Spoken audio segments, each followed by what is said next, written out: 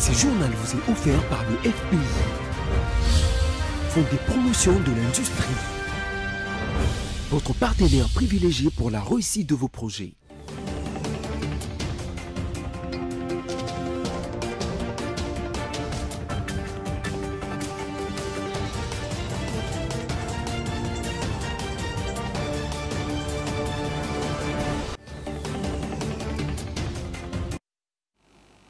Bonsoir à tous, bienvenue dans ce journal. Tout de suite les titres.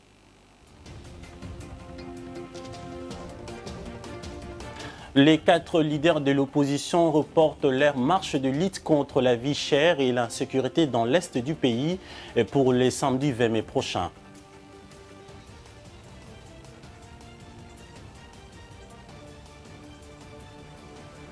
Vicky Katumba, président du conseil d'administration du Fonds de promotion de l'industrie, poursuit sa série de visites de quelques entreprises financées par le FPI.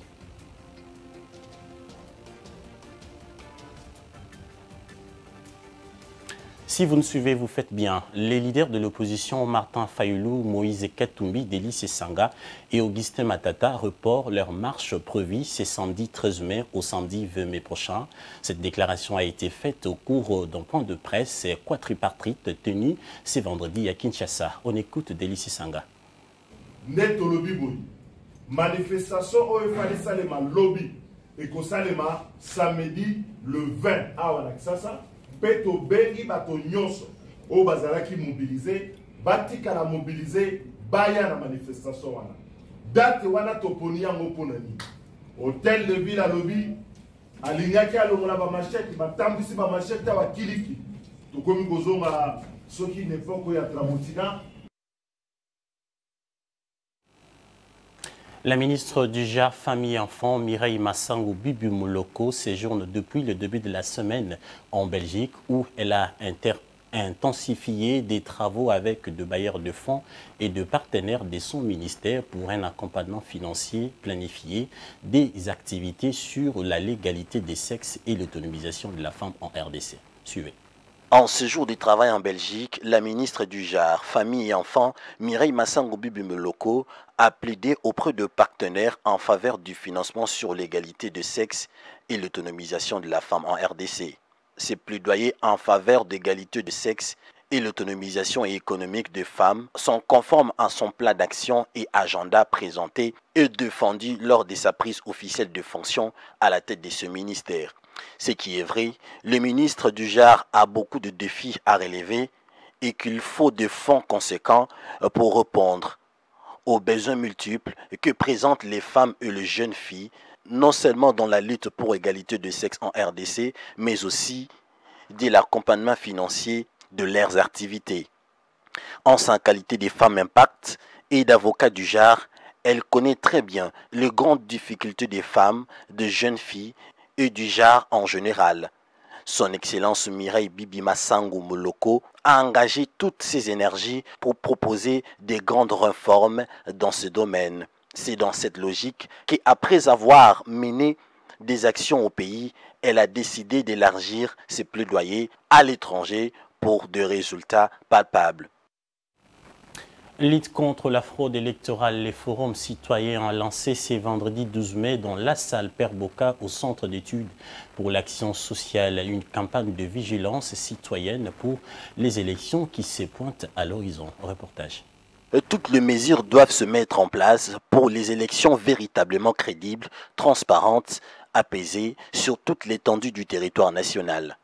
La structure Forum Citoyen a officiellement lancé ce vendredi 2 mai à Kinshasa une campagne de vigilance pour lutter contre la fraude électorale au mois de décembre prochain. Cette campagne consiste à sensibiliser, informer et la surveillance électorale citoyenne. Nous sommes partis d'un constat que la CENI actuelle ne conduit pas un processus qui fait confiance et elle-même n'inspire pas confiance du fait qu'elle est née dans la fraude.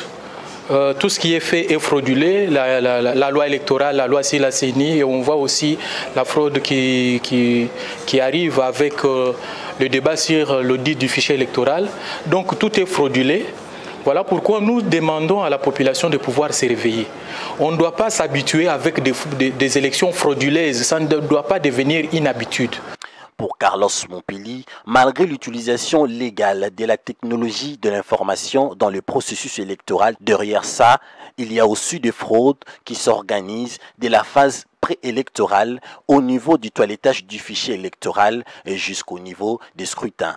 Il faut reconnaître avec l'usage des technologies numériques ce que ça exclut toute personne du commun des mortels et ça devient une affaire exclusive des experts. Et c'est là que la fraude se passe, d'autant que des questions numériques ne peuvent être relevées ou révélées par de seuls les experts. Retenons que la société civile promet de mettre en place une commission électorale nationale indépendante d'alternative. Cette commission sera composée par de membres de la société civile crédible et de certaines confessions religieuses avec comme but de sensibiliser la population, de faire une pression pacifique et garder les membres de la société civile qui sont à la CENI sous pression pacifique. Parlons toujours au processus électoral. Controverse au sujet de l'audit du fichier électoral de la CENI, la CENCO et les ECC craignent que l'équipe qui sera choisie pour auditer ne soit pas réellement indépendante. C'est dans une déclaration faite par le secrétaire général de la CENCO, Monseigneur Donatien Cholet. La MOE CENCO ECC prévient la CENI et l'ensemble des parties prenantes que si le processus d'audit externe du fichier est mené comme tel, il y a lieu de craindre la radicalisation du doute sur la sincérité du processus électoral et créer ainsi les conditions de contestation des résultats des scrutins attendus. La CENI aura ainsi manqué une des bonnes occasions pour crédibiliser ce processus. Il est donc de l'intérêt de la CENI et du processus électoral lui-même qu'un organisme indépendant, expérimenté sur la matière, soit identifié et invité pour réaliser, en impliquant quelques experts nationaux, ce travail dans les délais convenables, respectant les conditions qui préservent la souveraineté nationale, sans offenser l'indépendance du dit organisme. La MOE CENCO ECC annonce la publication de son rapport final sur l'inscription des électeurs pour le lundi 15 mai 2023 prochain. Vicky Katumba, président du conseil d'administration du Fonds de promotion de l'industrie FPI en sigle, poursuit sa série de visites de quelques entreprises qui ont bénéficié du financement du FPI partout où elles passent. Les constants et satisfaisants. L'élément de réponse dans ces reportages. La ronde du conseil d'administration du Fonds de promotion de l'industrie FPI pour évaluer l'opérationnalisation des projets industriels financés dans la province de Kinshasa se poursuit en cette troisième journée, dans la suite de Madame le Président du conseil d'administration Vicky Katumwa Mukalaï. On signale les présences de 2 administrateurs ainsi que du représentant du ministre de l'Industrie. Direction l'est de la capitale, où tout d'abord les établissements Yetou situés dans la commune de Kinkole ont été visités. Ce projet spécialisé dans le secteur alimentaire produit la boisson alcoolisée et non alcoolisée. Le financement du Fonds de promotion de l'industrie a permis d'installer 2 lignes de production d'eau minéralisée et la boisson alcoolisée et non alcoolisée mise en bouteilles plastiques. Des confidences reçues sur place, il s'avère que le projet connaît actuellement une baisse par suite de la concurrence et la deuxième difficulté évoquée par le promoteur du projet est un problème de faible production. Des solutions sont envisagées pour pallier à cette situation et maintenir la production. Après le projet Yetou, les membres du conseil d'administration du FPI se sont rendus dans la commune de Kimbaseke pour visiter le projet Money Shop. Ce dernier a sollicité et obtenu du FPI un financement en fonds de roulement destiné à la constitution d'un stock des matières premières. Dans le souci d'étendre son activité de production de la charcuterie, Monishop a implanté une usine dans la commune de Kimbanseke sur le boulevard Lumumba. Le constat est à peu près satisfaisant par rapport au premier projet que nous avons visité de cet établissement Yetu, qui sont de bons clients apparemment, mais qui ont connu quelques difficultés de parcours, difficultés par rapport au paiement, parce que nous sommes en train de contrôler si ces établissements qui ont sollicité de prêts auprès du FPI sont en ordre avec leur paiement. Comme c'était un prêt qui date de 2019, en principe, ils devraient déjà commencer à payer. Bien sûr qu'ils ont commencé à payer. Ils ont eu quelques difficultés par rapport à l'importation de matières premières qui ont fait qu'ils sont à court peut-être de moyens pour finaliser leur projet. Mais sinon, ils nous ont promis que dans les 2 mois qui suivent, ils vont se mettre en règle et qu'ils vont payer. Ici, nous sommes chez Monishop. Nous avons visité leurs installations ainsi que leurs produits. En tout cas, nous sommes satisfaits dans la globalité de tous les projets que nous avons visités aujourd'hui. Les projets sont là, ils ont été financés. Ils ont quelques difficultés de parcours.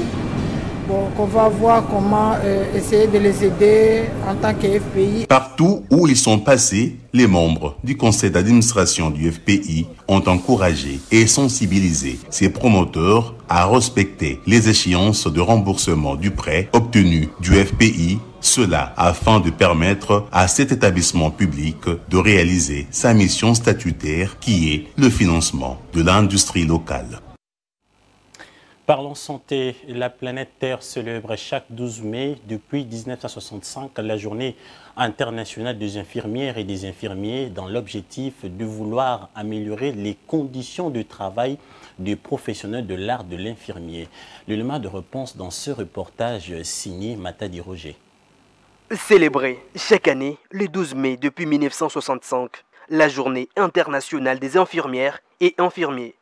Une date choisie en référence au jour des naissances de Florence Nightingale, pionnière britannique de soins infirmiers. Le but de cette journée est de réaffirmer l'attachement à vouloir améliorer les conditions de travail des professionnels de l'art infirmiers. Au sein de l'hôpital, les infirmiers et infirmières sont un maillon important de l'équipe médicale. Ils ou elles procèdent aux soins spécifiques et d'hygiène nécessités par l'état de santé du malade. Prise de la tension et de la température, pose des pansements, prélèvements sanguins et injections, préparation du patient pour les blocs opératoires. Et à l'occasion de cette journée, l'Organisation mondiale de la santé avance le chiffre de 6 millions d'infirmiers supplémentaires dans le monde pour espérer réaliser la couverture sanitaire universelle à l'horizon 2030. Et le thème choisi cette année est « Nos infirmiers, notre avenir ».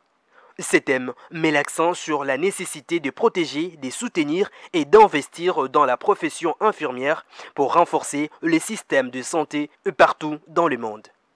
Ça fait 2 ans depuis l'état de siège a été décrété dans 2 provinces du pays, à savoir l'Ituri et le Nord Kivu. À l'Ituri, par exemple, le gouverneur militaire Luboya Kashama a effectué une visite dans les territoires d'Irumu pour palper les avancées dues à l'état de siège.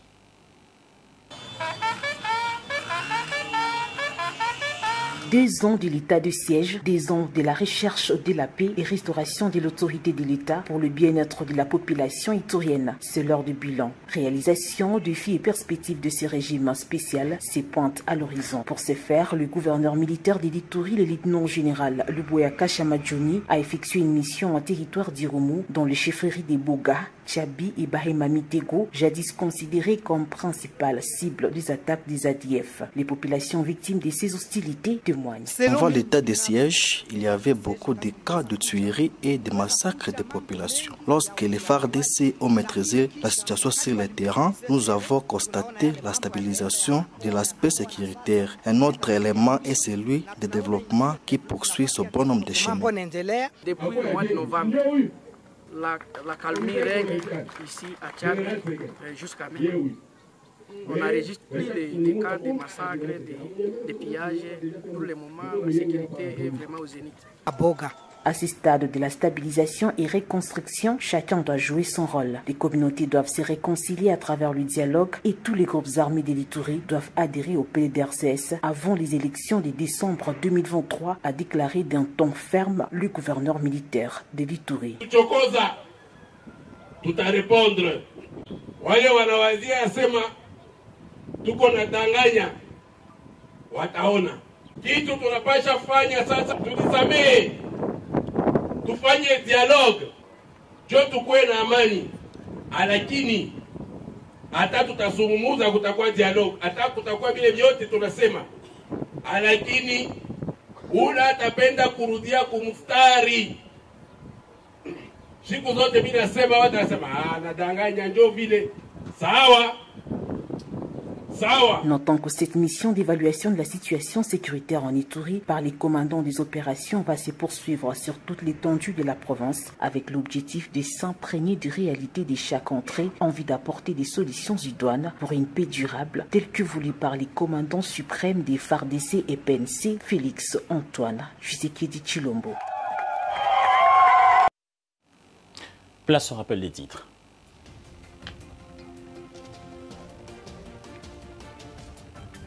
Les 4 leaders de l'opposition reportent leur marche de lutte contre la vie chère et l'insécurité dans l'est du pays pour le samedi 20 mai prochain.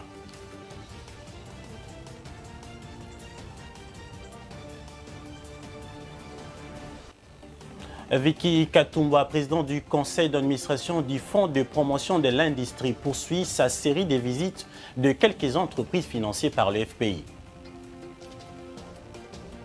C'est la fin de ce journal. Au revoir.